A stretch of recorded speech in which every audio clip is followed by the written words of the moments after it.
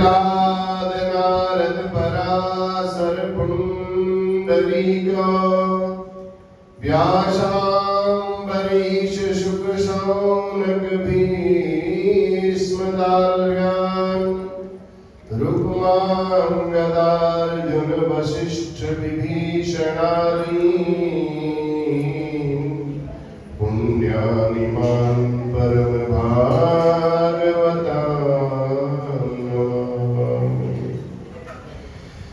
जय जय श्री राधा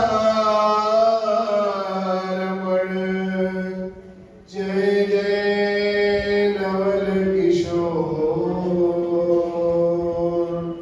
जय गोपी चित चोर प्रभु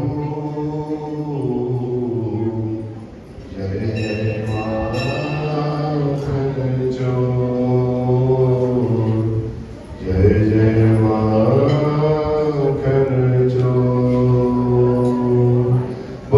बिहारी लाल की जय पवन सुत हनुमान की जय।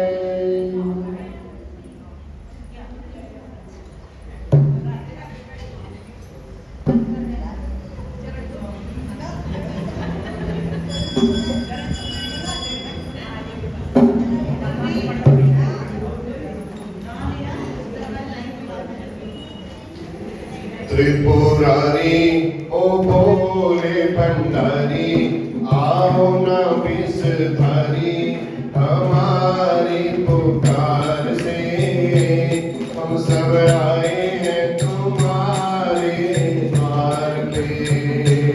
त्रिपुरारी ओ भोले भंडारी आओ न विषधारी हमारी पुकार से हम सब आए हैं तुम्हारे द्वार पे। हम सब आए हैं तुम्हारे द्वार पे।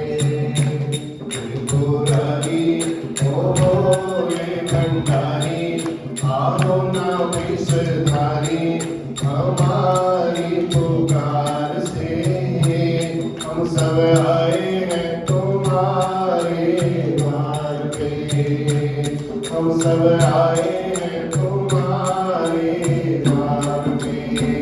गले में बाबा सर्प विराजे पावने पार्वती।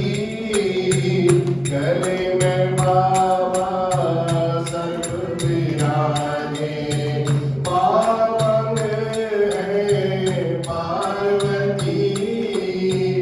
दीपक लेकर दर पे तुम्हारे भक्त करे तेरी आरती।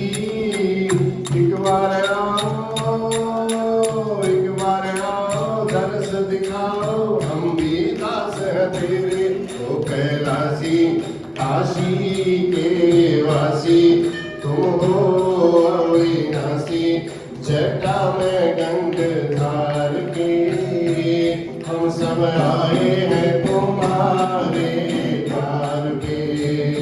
त्रिपुरारी ओ भोले भंडारी आओ न विषधारी हमारी पुकार से हम सब आए हैं तुम्हारे द्वार पे। हम सब आए हैं तुम भस्मासुर को तुमने मारा भक्तों को तो तारा रे। भस्मासुर को तुमने मारा भक्तों को तो तारा रे। जब जब भीड़ पड़ी भक्तों पे जब जब भीड़ पड़ी भक्तों पे छोड़ समाधि आया रे। जब जब भीड़ पड़ी भक्तों पे छोड़ समाधि आया आया रे। जय जय शंकर जय प्रलंकर, जय जय शंकर जय प्रलंकर, जय हो गौरी शंकर। जिनसे चाहे कि मिट उठ जाए, तुम ही को मनाए, प्रभु कर दो भोले पार रे। हम सब आए हैं तुम्हारे द्वार में। त्रिपुरारी ओ भोले भंडारी, आओ ना विषधारी, हमारी पुकार से। हम सब आए हैं तुम्हारे द्वार पे, हम सब आए हैं तुम्हारे द्वार पे। भूतनाथ बाबा भूतों के स्वामी, अनधन का भंडार भयो। भूतनाथ बाबा भूतों के स्वामी, अनधन का भंडार भयो। हर लो दुख हमारा, जीवन का कल्याण करो। हर लो दुख हमारा, जीवन का कल्याण करो। बालक तेरी महिमा गाए, सारे जग को सुनाए। त्रिपुरारी ओ भोले भंडारी, ले ओ जी सुध हमारी, तेरा ही उपकार है। हम सब आए हैं तुम्हारे द्वार पे, हम सब आए हैं तुम्हारे द्वार पे। त्रिपुरारी ओ भोले भंडारी, आओ ना विषधारी, हमारी पुकार से।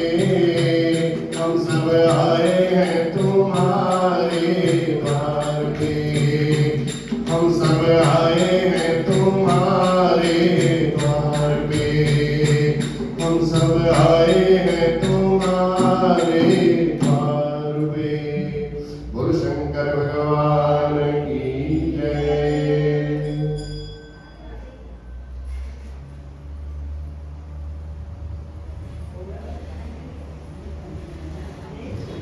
बर्हापीडं नटवरवपुः, कर्णयोर्कर्णिकारं, बिभ्रद्वासः कनककपिशं, वैजयन्तीं च मालां। रन्ध्रान् वेणोरधरसुधया, पूरयन् गोपवृन्दैः।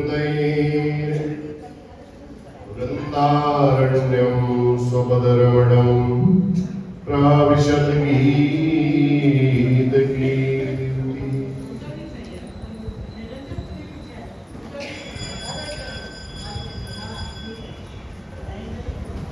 रामाय रामभद्राय रामचन्द्राय वेधसे, रघुनाथाय नाथाय सीताय पतये नमः।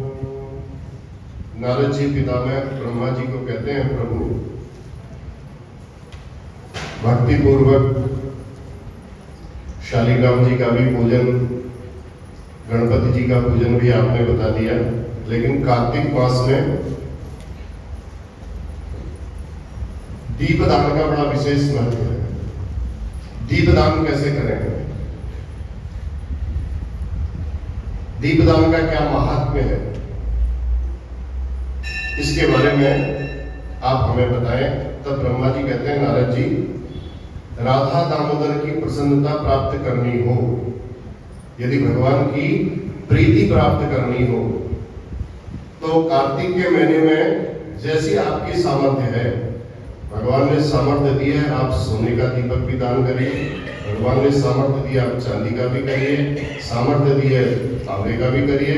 सामर्थ्य है तो दीपक का भी करिए और मिट्टी का भी करिए, नहीं तो आटे के दिए का भी आप दान कर सकते। जैसी आपकी सामर्थ्य भगवान ने दी है, अपनी सामर्थ्य के अनुसार, आटे का हो चाहे मिट्टी का हो, चाहे सोने का हो चाहे चांदी का हो, फल उसका उतना ही प्राप्त होगा। अब कहा करना चाहिए?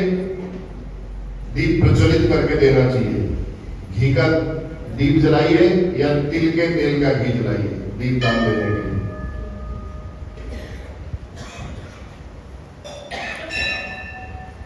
जब तक भगवान राधा दामोदर के सम्मुख, भगवान श्री कृष्ण के आगे, भगवान विष्णु के आगे दीप प्रज्वलित नहीं होता है, तब तक शरीर में पाप गरजते ही रहते हैं। तो शरीर के पापों को नष्ट करने के लिए भी दीप भगवान के आगे प्रज्वलित करना चाहिए। ये सबसे बड़ी बात। चौराहे पे कर लो, अगर मंदिर में आने की सामर्थ्य नहीं है। भगवान के मंदिर में तो सबसे श्रेष्ठ बताया गया है, तुलसी के वृक्ष के पास कर लीजिए, घर में तुलसी लगाई हो, वहां पर दीप जला लीजिए। और नहीं दिख रहा है, आकाश ऊपर है, आकाश के ठीक नीचे आप रख करके दीपदान कर सकते हैं। चौराहे पर कर सकते हैं, कहीं गली में रहते हैं आप, गली में भी कर सकते हैं। कोई आपके घर के समीप में श्रेष्ठ ब्राह्मण रहते हो, आप उनके घर में जाकर के भी दीपदान कर सकते हैं। वृक्षों की जड़ पर भी दीपदान किया जा सकता है।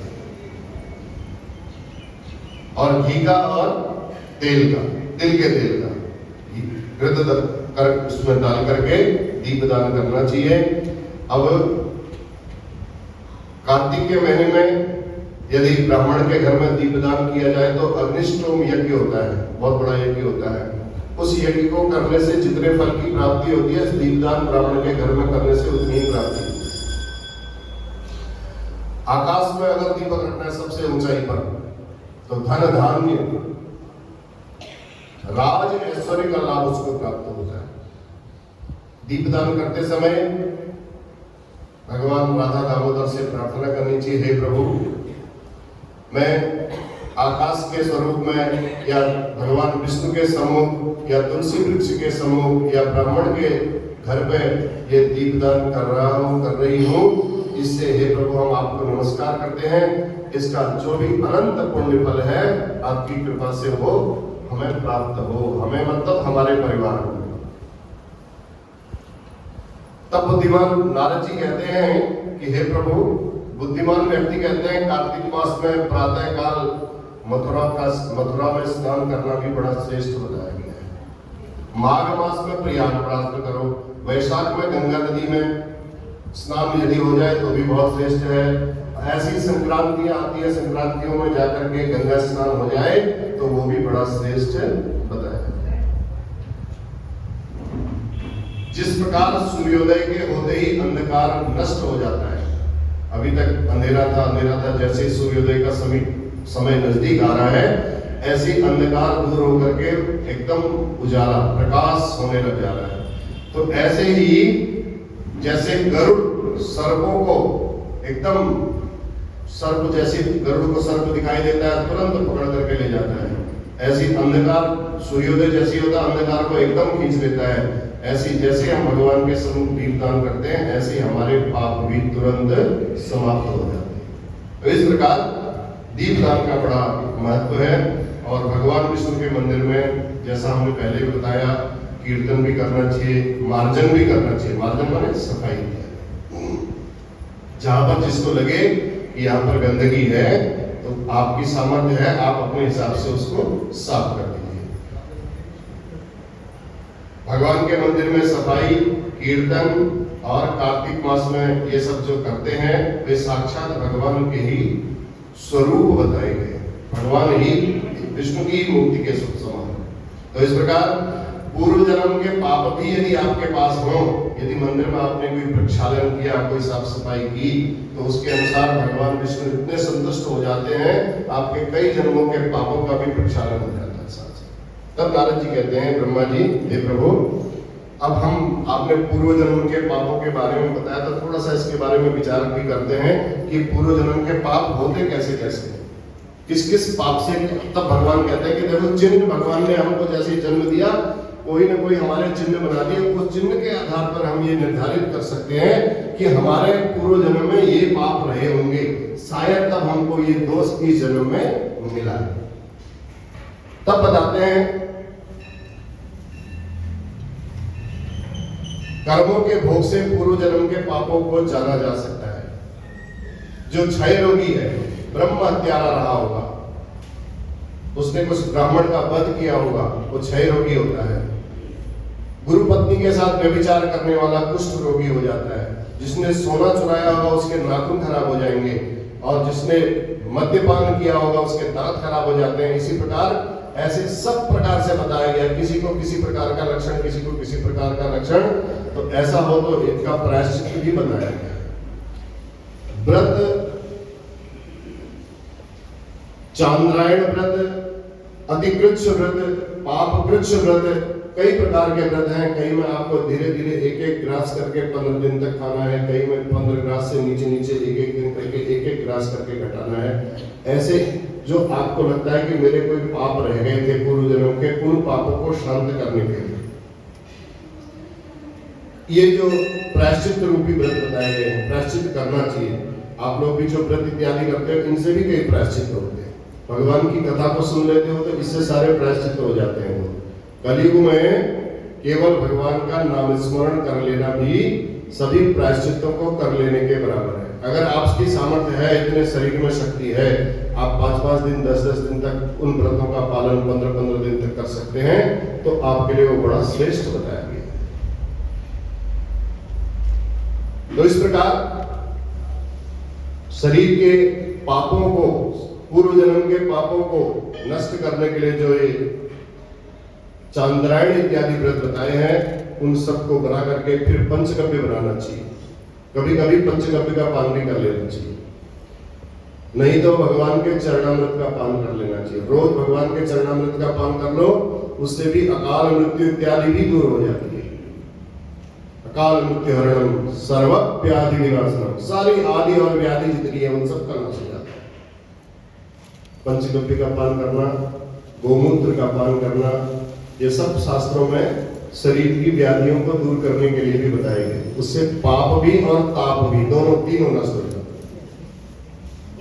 फिर भगवान विष्णु का भलीभांति पूजन भी करना चाहिए, गाय की भी सेवा करनी चाहिए। गाय का अभाव हो, गौदान भी किया जाता है। अपनी जिंदगी में गौदान भी करना चाहिए। जीते जी करो तो बहुत श्रेष्ठ बात है, मरने के बाद तो फिर करेंगे ही करेंगे।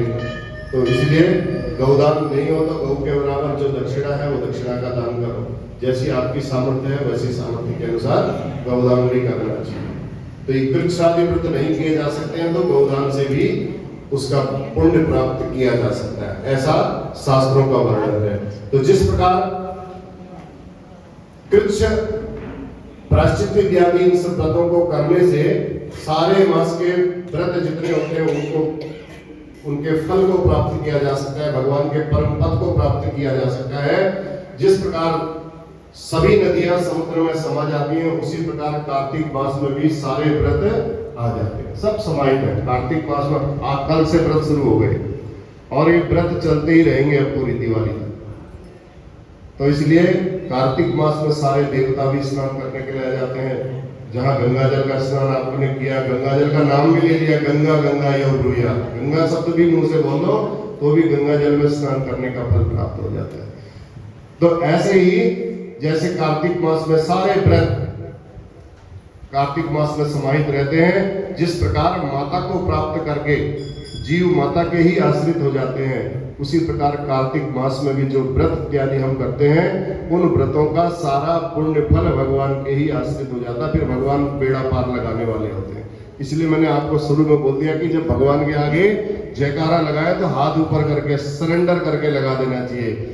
नमः पार्वती पतये हर हर हर महादेव, ऐसे करने का भाव हो गया कि हे प्रभु हमने सब समर्पण कर दिया आपको, मेरी डोरी तेरे हाथ। जब बच्चा होता है, बच्चे को उसके माँ बाप उछालते हैं ऐसे ऊपर के, उसको क्या पता मेरे को उछालने में डरता, वो डरता थोड़ी है, उसको पता है नीचे मेरे को पकड़ लेंगे। उसको कोई बिल्कुल भय नहीं रहता है, क्योंकि वो समर्पित है अपने माता पिता पर।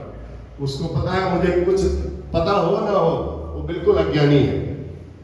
तो ऐसे ही भगवान के आगे हाथ ऊपर करने का मतलब हम बिल्कुल अज्ञानी है।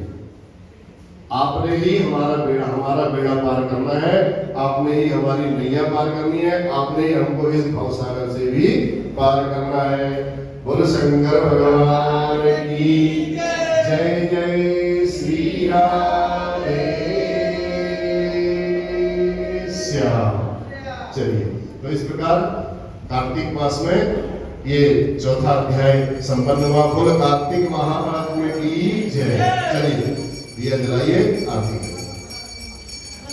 जय जय नारायण नारायण हरि हरि, भजो नारायण नारायण हरि हरि, जय जय नारायण नारायण हरि हरि।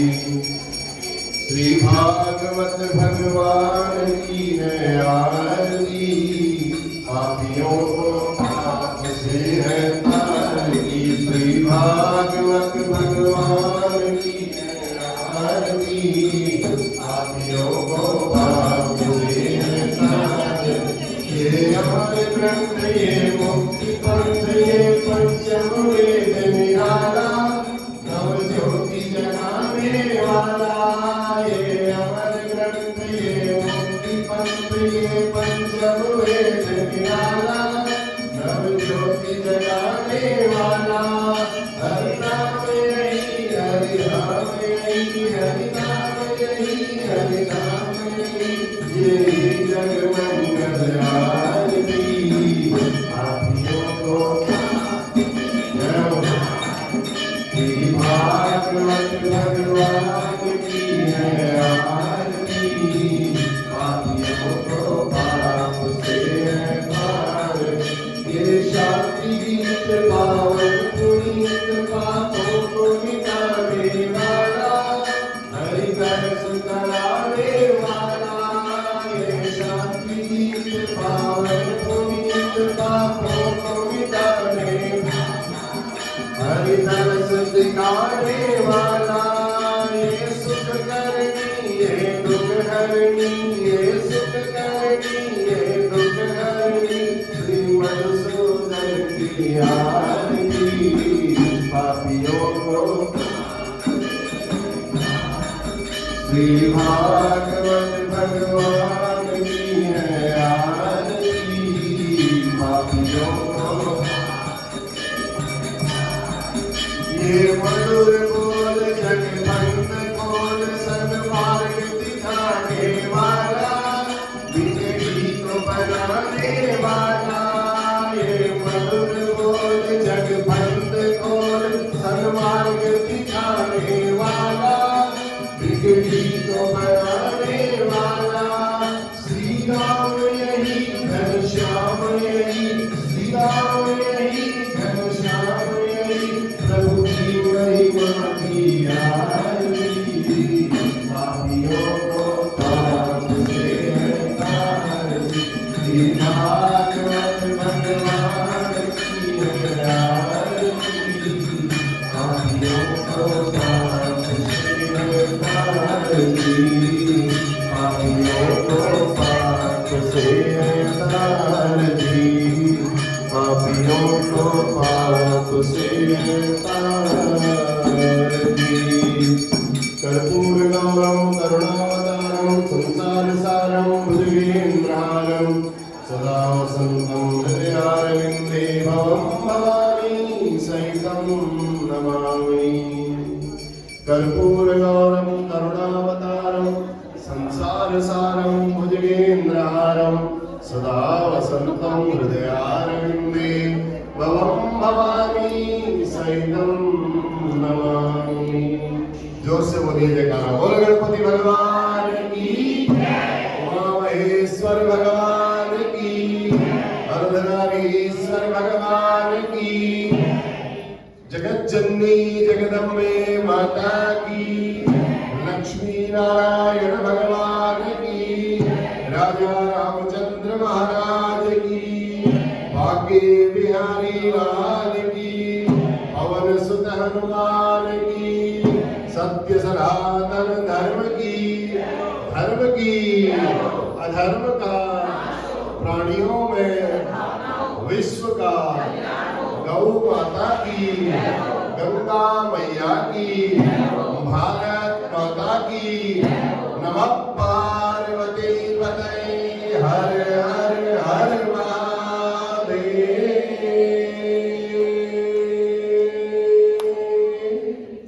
जय जय श्री राम।